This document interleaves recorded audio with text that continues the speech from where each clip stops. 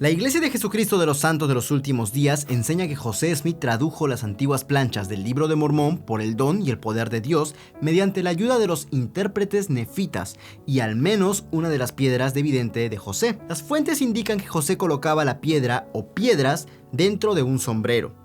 Acercaba su rostro a este para bloquear la luz natural, veía la piedra o piedras y dictaba lo que aparecía en ella o ellas a su escriba. El método de traducción con la ayuda de la piedra de vidente dentro de un sombrero es muy conocido hoy. Sin embargo, ese no siempre ha sido el caso. Algunas personas están molestas por este asunto y sienten que los líderes antiguos de la iglesia ocultaron a propósito esta vergonzosa verdad a los miembros. Entonces, echemos un vistazo a la historia el día de hoy.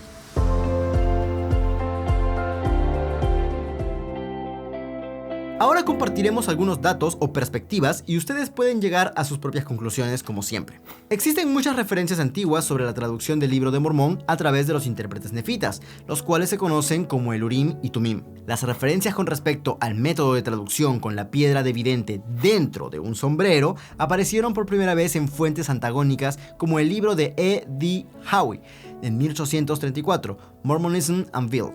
No fue hasta las décadas de 1870 y 1880 que personas que estuvieron cerca de José durante la traducción del Libro de Mormón y que realmente creían en su autenticidad hicieron declaraciones a favor de la piedra de vidente. Por ejemplo, aquí algunas citas. Al escribir para su padre, escribía con frecuencia día tras día, a menudo sentada en la mesa cerca de él. José se sentaba con el rostro oculto en el sombrero, con la piedra en su interior, y dictaba horas tras horas, sin nada entre nosotros dos. Dije que José usó una piedra, no dos, y la llamó Piedra del Sol. Según entendí, le arrebataron los intérpretes a Smith, y él no los utilizó hasta después de perder las primeras 116 páginas como se indicó.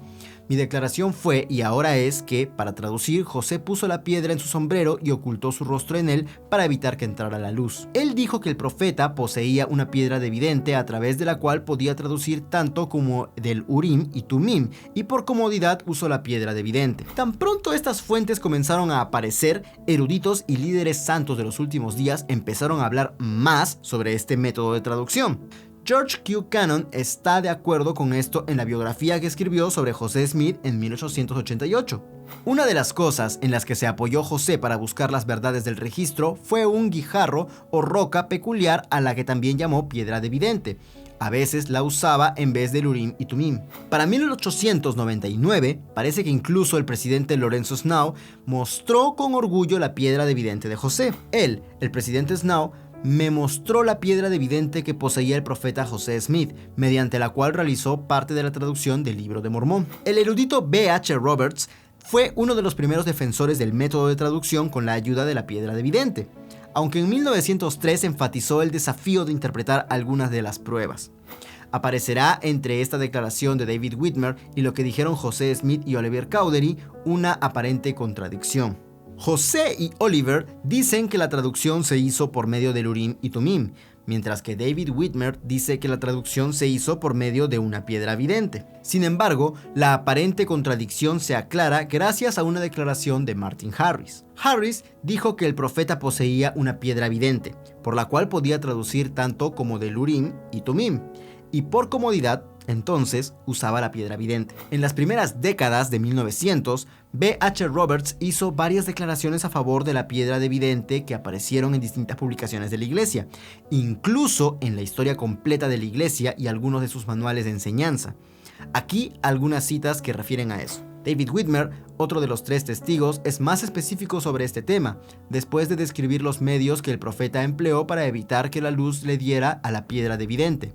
Dijo: la luz espiritual brillaba en la oscuridad. La traducción del Libro de Mormón por medio de los intérpretes y la piedra de vidente no fue simplemente un proceso mecánico, sino que requirió la máxima concentración de fuerza mental y espiritual que poseía el profeta. El Urim y Tumim y la piedra de vidente, por medio de los cuales, por inspiración de Dios, José tradujo el registro de los nefitas. De tal descripción ha surgido la idea de que el Urim y Tumim hicieron todo, y que en la obra de traducción el profeta no hizo nada, excepto leerle a su amanuense lo que vio reflejado en la piedra de vidente o Urim y Tumim, que los instrumentos y no el profeta tradujeron. La piedra de vidente a la que se hace referencia aquí era una piedra de color chocolate, con forma similar a la de un huevo, que el profeta encontró mientras cavaba un hoyo junto a su hermano Hiram. Esta piedra poseía algunas de las cualidades del Urim y Tumim, ya que por medio de ella José pudo traducir los caracteres grabados en las planchas de oro.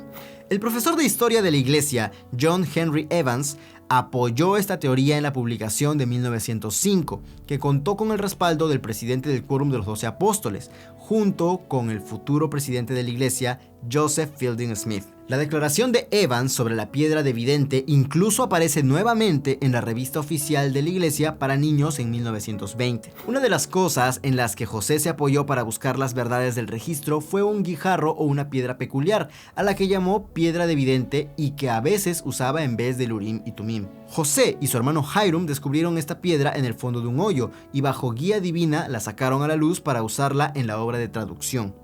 Martin decidió privar al profeta de su piedra. Martin consiguió una roca parecida a una piedra de vidente en forma y color, y astutamente la sustituyó por el verdadero medio de traducción del profeta.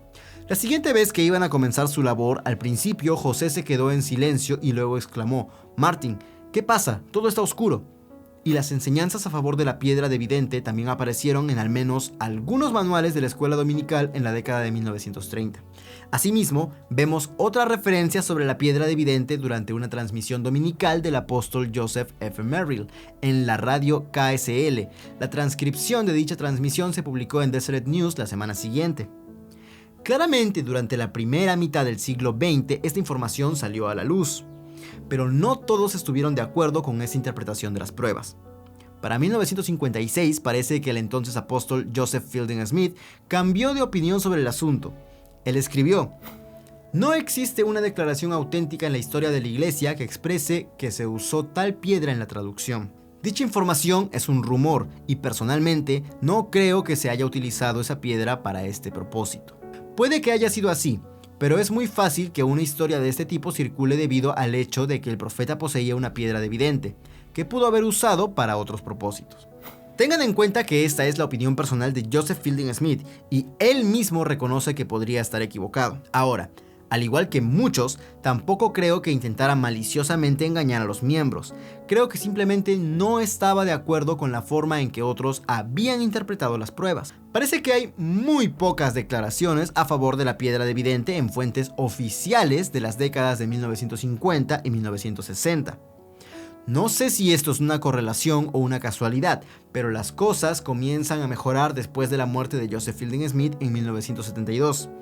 Vemos una referencia a la piedra de vidente en una edición de la revista Amigo de la Iglesia de 1974. Por su parte, el erudito Richard L. Anderson menciona la piedra de vidente en una publicación de Ensign de 1977 y nuevamente una publicación de BYU Studies en 1984. Sobre los métodos de traducción, Stevenson informó: él dijo que el profeta poseía una piedra de vidente, por la cual podía traducir tanto como del Urim y Tumim, y por comodidad usó la piedra de vidente.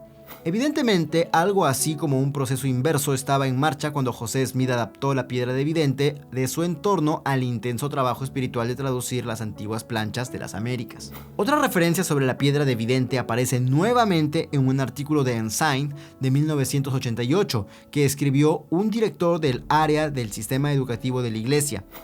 En ocasiones se tomaban descansos de la ardua tarea, a veces iban al río y arrojaban piedras. En una oportunidad, Martin encontró una roca muy parecida a la piedra de vidente que José usaba a veces en lugar de los intérpretes y la cambió sin que se enterara el profeta. Y aquí hay otra referencia sobre la piedra de vidente en una publicación de Deseret Book de 1992. José estaba cavando un hoyo con Willard Chase cerca de la casa de los Smith y descubrió una piedra lisa de color oscuro, del tamaño de un huevo, a la que llamó piedra de vidente.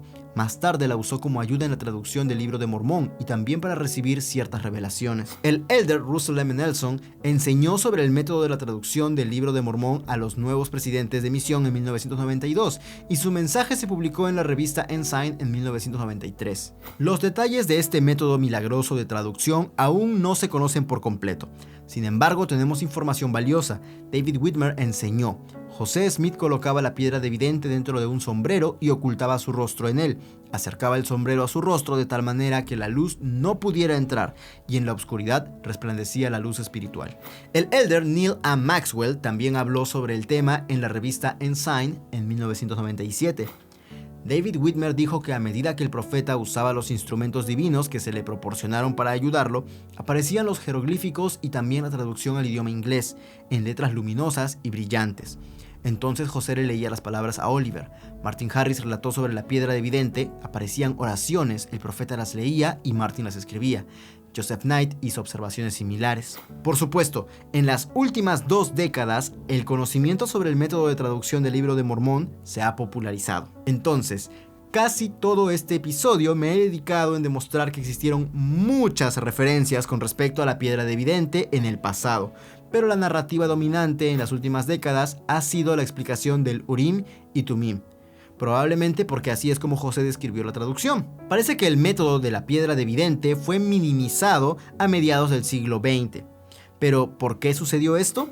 ¿Cuál fue el motivo? La verdad, no sabría decirles. Comparto la opinión de muchos al decir que algunos líderes y eruditos simplemente no pensaron que el método de la piedra de vidente fuera exacto. Hay algunos miembros hoy todavía que no creen que sea verdad y eso es comprensible. Una vez más, estoy de acuerdo con la postura actual de la iglesia, aunque todavía siento que se necesita más evidencia a la luz. Si en algún momento llego a descubrir que José nunca usó su piedra de vidente para traducir el Libro de Mormón, no voy a perder el sueño. Sinceramente no me importa qué piedras usó José Smith. Es una gran pregunta, pero al igual que mucho aquí, no creo que influya en mi testimonio del Libro de Mormón. Sin embargo, esperamos que esta información haya sido útil y clara para ustedes. Pero recuerden que no es toda la información que existe. Aún hay muchas cosas de las que no hemos podido hablar. Obras de arte de la iglesia, análisis de las fuentes y todas esas cosas buenas. Pero si deseas saber más sobre el tema, puedes investigarlo o preguntarnos en la caja de comentarios. No te olvides de seguirnos en todas nuestras redes sociales y te veo en un próximo episodio de Fe y Creencias. Hasta luego.